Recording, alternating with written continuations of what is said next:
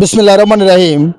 প্রিয় দর্শক, আমি আছি 10 নং গাজীছড়ি ইউনিয়ন 5 নং ওয়ার্ড নতুন বাড়ি সংলগ্ন।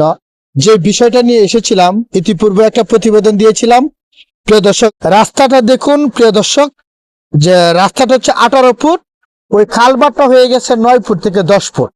যেই কারণে ওই ম্যাপের জন্য সাদা যে দাগ, প্রতিদিন রাতের বেলায় সেই গাজীছড়ি 10 নং ইউনিয়নের মানুষের অনেক দাবি জোরালো যে প্রতিনিয়ত অ্যাক্সিডেন্ট হচ্ছে, মানুষ হতাহত হচ্ছে, চিকিৎসা নিচ্ছে এবং অনেকের হাত পাও ভেঙে গেছে, এরকমও আছে।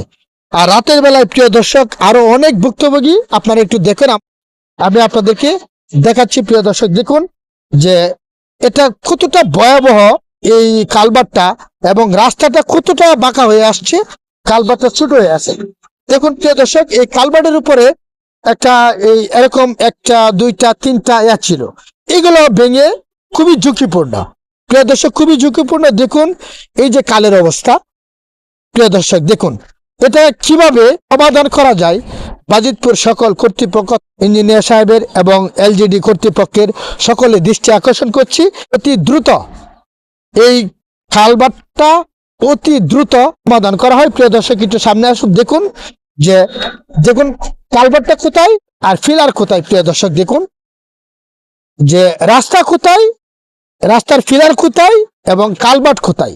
এখানে যে পরিমাণ দুর্ঘটনার শিকার হচ্ছে মানুষ, প্রিয় দর্শক, আশা করি যে আসলেই এই যেই ঘটনাগুলো ঘটছে, আমরা মানুষের কাছে যে সাক্ষাৎকারে যে জানতে পারলাম যে আসলেই আমরা চাই না যে দু একজন মানুষ এখানে স্পট ডেড হোক বা জীবনের মতো পঙ্গু হয়ে যাক, সেটা আমরা চাই না কেউ।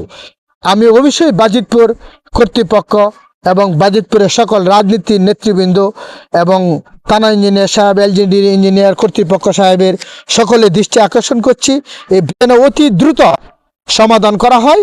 আপনাদের প্রতি আকুল আবেদন, আপনারা অবশ্যই এই ভিডিওটা অতি দ্রুত শেয়ার করে দিবেন এবং ফলো দিবেন, মতামত প্রকাশ করবেন। আপনাদের প্রতিবাদেই ইনশাল্লাহ আশা করি এই ব্রিজটা অতি দ্রুত সমাধান হয়ে যাবে।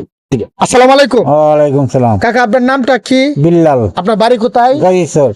আপনি যে এই রাস্তা দিয়ে চলাচল ছোট হয়ে গেছে, রাস্তাটা জি। অনেক বড়, আপনারা কতটুকু ভুক্তভোগী? অনেক কষ্ট হয়ে এখানে যায় আসলে। শুনছি যে crossing এই করলে অনেক কষ্ট মানুষটাকে হয়। দুর্ঘটনার শিকার হচ্ছে, জি জি জি। এবং আপনারা চলাচল করতে কতটুকু কষ্ট হয়? কষ্ট মনে হয় যে কোনো গাড়ি আসলে ওভারটেক করতে হলে কষ্ট হয়। অসংখ্য ধন্যবাদ। আমি এখন এই যে গাজীছড়ি 10 নং ইউনিয়নের যে সাধারণ মানুষের আমি একটু সাক্ষাৎকার নিব। ভাই আসসালামু আলাইকুম, ওয়ালাইকুম আসসালাম। কেমন আছেন? আলহামদুলিল্লাহ ভালো। আপনার